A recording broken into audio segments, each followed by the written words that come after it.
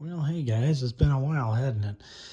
Well, I've obviously moved to a different location, so I finally had time to sit down and work on this.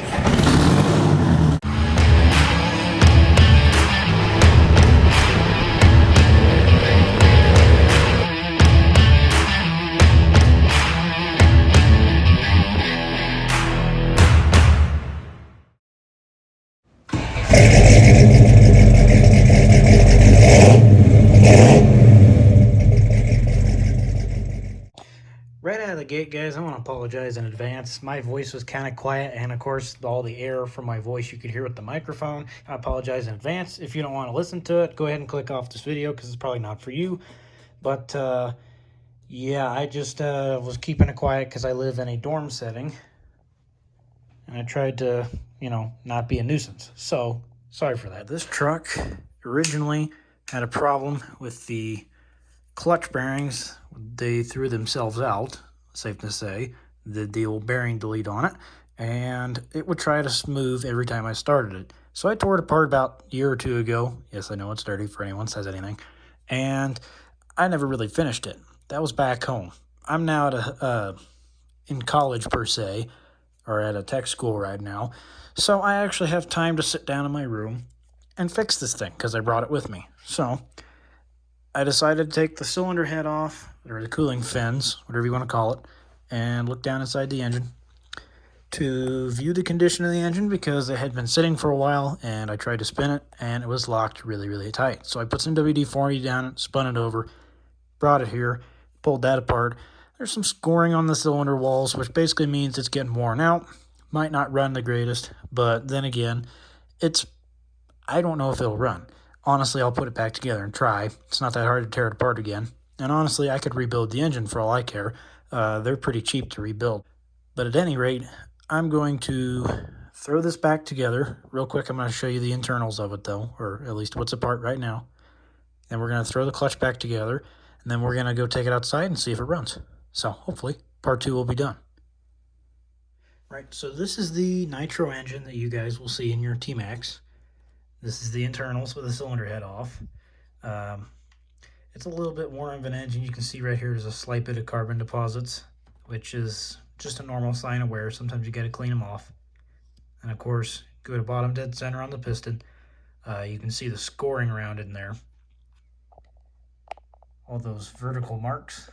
She's pretty worn out, but it's nothing new. It's just what happens with a little small internal combustion engine like that. So. But anyways, enough yakking. I'm going to go ahead and throw the head back on, and we'll get back to you guys. Get the clutch all together.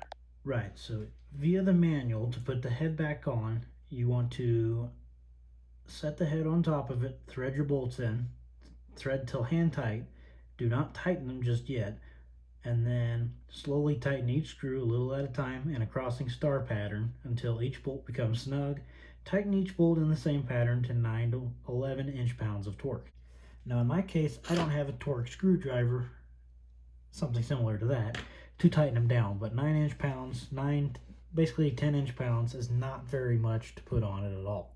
So if you can do it by feel, go for it. I'm going to, but I recommend not doing it this way. I'd recommend actually getting the torque driver and setting it to 10 inch-pounds, or 9 or 11, whichever you choose, but roughly in that area. Now, of course, when you want to line the cylinder head up, the shortest set of cooling fins right here will go positioned like this on the engine. You want to match the short cooling fins with the engine block cooling fins. So short to short. So all I'm going to do here is I'm going to try to get the bolt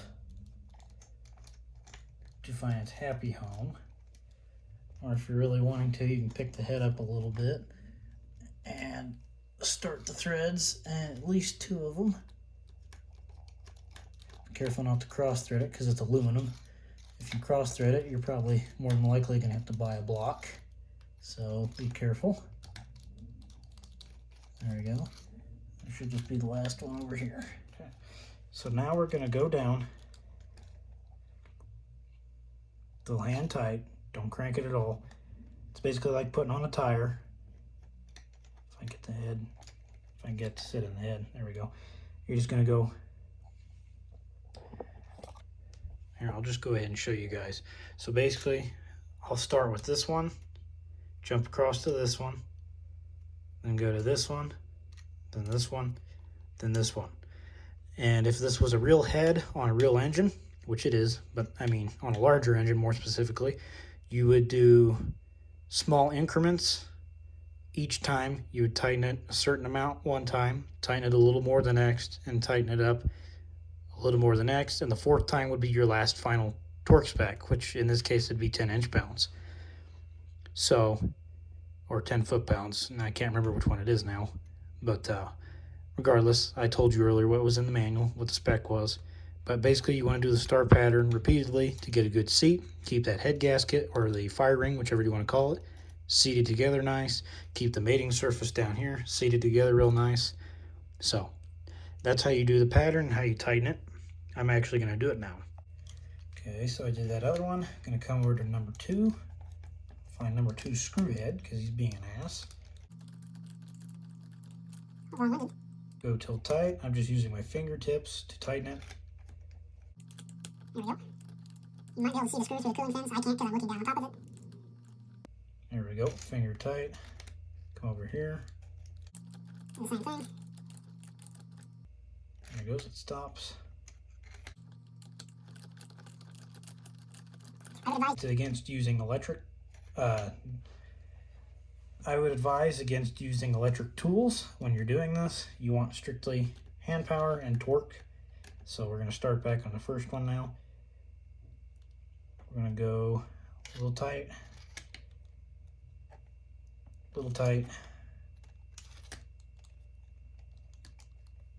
come on, a little tight, and just repeat. And then we're going to give her our last snug.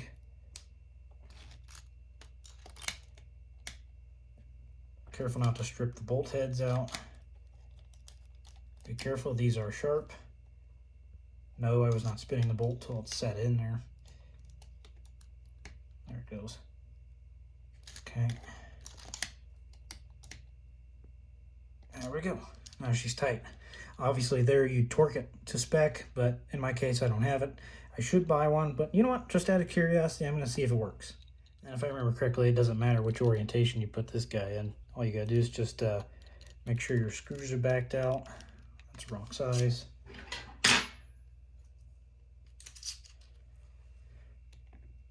Just make sure they're backed out, because all it is, real quick, let me show you before I put it on. All it is here, there's just some flanges that push out whenever the screw goes in. So you want these to be backed out as far as possible so you can let that plastic squeeze into the holes. And of course, just pick your poison on which orientation you want. Pretty sure it'll fit in anyway. And once you find it where you want it, all you gotta do is push it back in. You might have to have a hammer. In my case, my screwdriver. Apologize for my hand being in the way. And then from there, just tighten them. There's no torque spec on these. All you gotta do is just drive them into the plastic till they're tight. Don't over tighten them though, because it's plastic. If you strip that out, you get to buy a new one of these, the guard. Someone's getting her hot outside. And of course, if you're like me, you get breakdowns like this. This is basically the engine breakdown itself. And then of course here we have the transmission breakdown and clutch breakdown. As well as for some reason the easy start, but yeah, what are you gonna do? Guy's gotta stop every once in a while and have himself a dinner. A little vice grip garage action, you know. Well, I did a little bit of working off camera, watching a little bit of YouTube as well. Had some dinner and all that good stuff, as you probably saw. You know, it's a fun time when these things are stuck on there tighter than a tick's ass. Well, this one might actually come off on its own. Nope. But there you go right there. It's stuck on the shaft. Oh, yep, there you go. All right. Oh, it got a little hot, didn't it? It's a good thing I stopped and I did. Even in this clutch bell housing right up there on the front, the bearing was just shredded. I mean, it was gone. These fellas right here, 5x11x4s are what you want. That's a millimeter. That's the remnants of an outer race of a bearing, the outer side of it. There's the inner race. Yeah, that worked out well, didn't it? All right, so just looking at the parts diagram, what we had to do here, there's a sliding, expanding collar right there. That holds the flywheel on. That nut actually tightens and holds the flywheel on. Then we have the spring for the clutch that goes over on those 2 posts. That's your centrifugal clutch. It expands out when the engine revs up. That's what the spring's for, to keep it closed at idle. Got a inner bearing for this clutch bell housing. Outer bearing, which sits right roughly in that gear. Okay, I take that back. Right inside there. Then you have spacer and your E-clip. Okay, so basically I threw this back together. All it was is sliding clutch shoes over the actual dowels. They're somewhat worn, but I'll tear it apart if it needs a new set. Slide the bearing in there, your inner bearing. Then slide your outer bearing into where this gear is. Shove it into the actual bell housing in the gear setup itself, and then slide that over, seat it all the way back against the flywheel as far as you can go. And then there's a spacer and an actual E-clip right there that you got to mash in and get locked onto the shaft, the output shaft of the engine. Once you got that set, you're good to go, and she's ready to go. Now all I got to do is install the engine, clean it up a little bit, and we'll go run it tomorrow. Okay guys, so basically what you want to do here is once you get the transmission, once you get the engine bolts, start threading them just a little bit. Don't tighten it down at all. Once you got them in, you're going to come in here. You're going to hold this spur gear right here with something. In this case, my finger. And you're going to sit here, wiggle the spur gear. This is the gear my finger is on is the pinion. This big one here is the spur. My bad. Mixed up terminology. But you're going to want to take your spur gear and wiggle it. And you're going to want a little less than what I have now. I might tighten that up, but that's about right for gear lash. Or you can take a piece of thin printer paper and weave it in between the gears, slide the engine as far against it as you can, easily of course, then tighten down your motor mounts and your gear lash is set. That can be done with pretty much any pinion and spur gear setup for an RC car. That's the rule of thumb, at least, is a piece of printer paper. Alright, so one fuel line, your main fuel supply, is hooked up right there on top of your main jet. Then we're going to take a return line and hook it up to our exhaust. Of course, we have to hook our exhaust up, and I gotta clean that. That looks horrible. Give me a second, fellas. Alright, so obviously I'm not going to start this thing in here, but I am going to double check that I hooked up my Easy Start right, because like I said, I haven't messed with this thing for 2 years, so I can't remember if it's right or not. But this goes to show you how long it's been since I've used it. There's dust everywhere on it. Fully charged battery. I do have a glow plug here, which I bought relatively recently before discontinuing of use. But, of course, I can readily use it.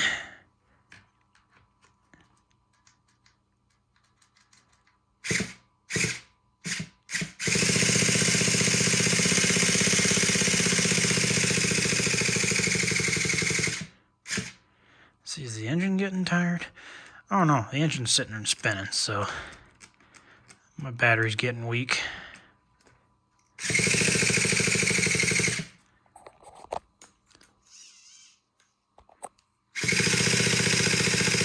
Opening the throttle helps a little bit too. Probably better not run it too much without any lube, but there you go. It spins, and we're like one step away from running it. The only thing I got to do now is I think I got to take the fuel tank off, and I have to clean it because it's got a bunch of gel and junk in there that shouldn't be in there. Like, that's almost a syrup. That's not good. Well, I hate to inform you good folk, but I don't think my video camera is going to be out very long for this because, hey, it's about 10 degrees out and the wind chill is probably down in the negatives.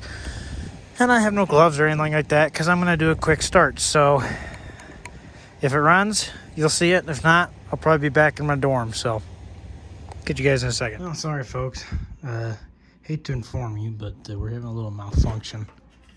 And of course, it's the junk-ass easy start these come with. I'm sure you figured that one out by now. Oh, so I have yet more shit to put on it. Stay tuned.